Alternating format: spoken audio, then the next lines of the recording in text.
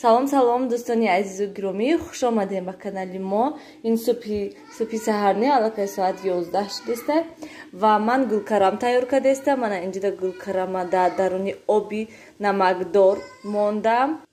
1-2 дақиқа мемонем шад ҷӯшад, каме мулоим шавад ва баъд фарша қабатошта меандозам. Инҷа ман фарша намак, мурч, пиёз андохтам шад, омехта мекунем шад. Дӯстони азиз, ман якта гулкарама пухтум. Напухтаму камтар нимхом гӯем ва гирифтамша хунук шавад. Акнун қабатошта фарш андохтестам. Ай тагаш сар кардам. Манам хел тагашта аввал при фарш кунем гӯем қабатоша, баъд ай боло чапа карда мемонам шои бо болоҳоша пур мекунам. Ана мехел. Вақте ки об дар меҷӯшонем шав, каме мулоим мешавад ва осон мешавад фарша андохтан дар дарунашда. Барои ҳамин хотир меҷӯшонем шав. Ана мехел. Бин чӣ хел ба осонӣ қабатош пур мешавад. Ва ба майонез мемолем шав. Бо хоҳен сир болошта бошен. Умуман чизе ки хоҳен.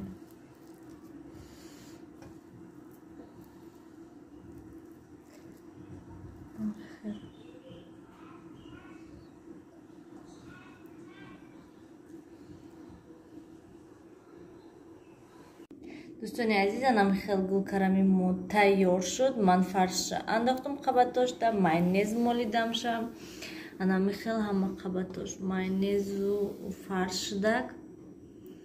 Анам хел дуимаш. Пасер майонез кардам ки то ки ба мазза шавад. Бо метонен болошта сир кунен.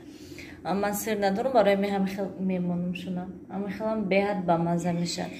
Ҳозир тафтонда мемонем шад дар муддати 30-40 дақиқа дар 200 дараҷа гармӣ.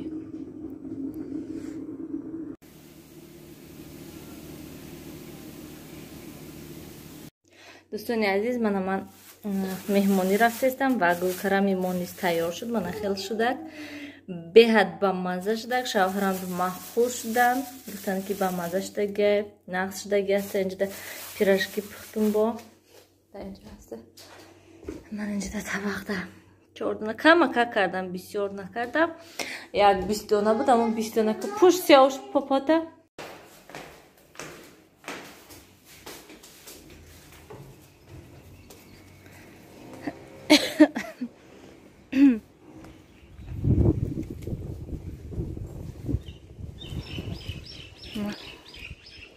Сиёш кани.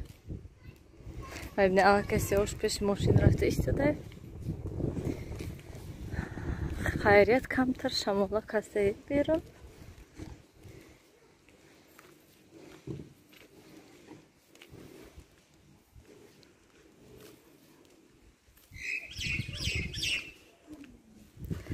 Мере майда майда.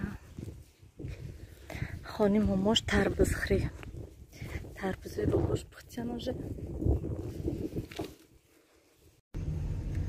Дӯстони азиз, рафтестем мо майда оилавӣ. Мана кирда янгам духтаги пешаш мана хел бо сангзадагӣ ҳастам. Ин раҳода чӣ?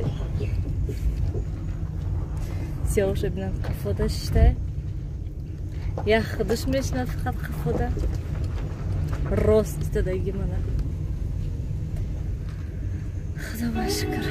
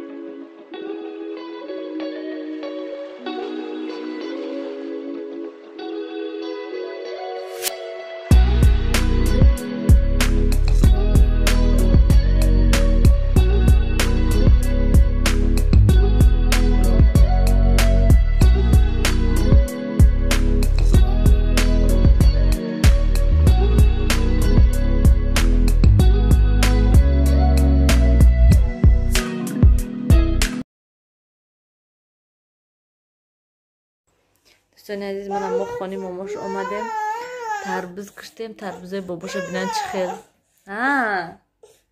اول دهان تخر من لینچه ده با تربوز اونج ده تای دیگه 5 تا تربوز با پگا نصیب انشالله میبیام باباش با میبیارم من سیاوشو بینن نمیخرد اوقاتشه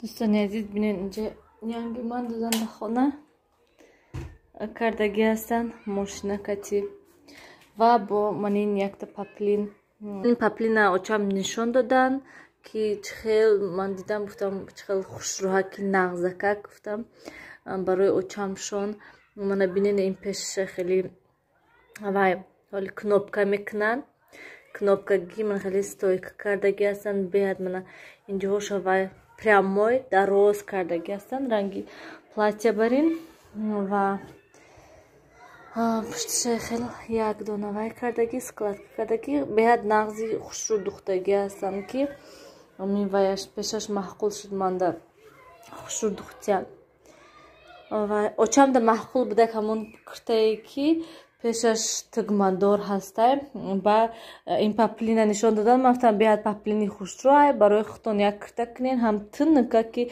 سب بوکه که خوش روی مفتم یاتی دیگه کنین برای که وای уже دیگه پاپلیناشون уже безевштگی هستن یک دو سال شد وای اورا مفتم خودتون دکنین بکار نایستاد ماتریالی خوش رو کچیستوش هم ناز هسته یانگام همینجا ده بینین با امروز همینه دختیان شدیان اوکی فقط که پیشش تا کنوبکا زدن در کار و من این پاپلینایی که من روی کردم برای نیلوفر گفتم من یکتاش این یکتاش این اینش ایزورش بود ایادم برامده که بیارم یا برا هم کرتچه و هم ایزورچه شود شما گفتم هنم خیلی منی ماشینه همسایه آورده چند روز بازه که انگام دو زندگی کردیستن ویش ماشینی خونه که مانده بود هوایده هنم خیلی دوستانی عزیز من بیرون برون اوچامشون وای رفتن прогулка برامدن من نرفتم اینجا باغشون شافتالهاشون وایاشون چشته باشن سیباشون 5 minute نیلوفرشون پشت رفتن میگن که ما ایوای اگر تیموموش سیبی و سبز چنده خوردیم вкусный بود گفتم سیبای خام چنده خوردین شما شافتالهاشون ولی نشده امسال شافتالهاشون کم بستگی هسته بهت کم بسته شافتالهاشون یک بیرون برامده شنیم خدا بشکر من اینجا های کمتر آب زدم و رفتم تا که باشه بهت چرکین بوده گفتم وای کنم آوازه چمشون میبین میشیدیم همینجا ده برای همین خاطر چخالش مسازه نازم وای شتنده وای نقص شود گفتم کمتر توزه هم آب چشدم که سالقین شود گفتم اگر رو چون خواهی نرفتم همینجا بازو رفتم وای باشن کودکا آمدسته باشن گفتن خیلی прогулка میریم میبیاییم جا مصرش استده گفتم زلالا بیاد یک بارا باید وای برده پرده شما هنم خیلی چه ناز نکم خیلی وای حال میگویم خیلی برامدسته آب چشدم هم قچم برد آب چشدم سرانه با وای هوا دم. Когда в детской будет чисто, ты сможешь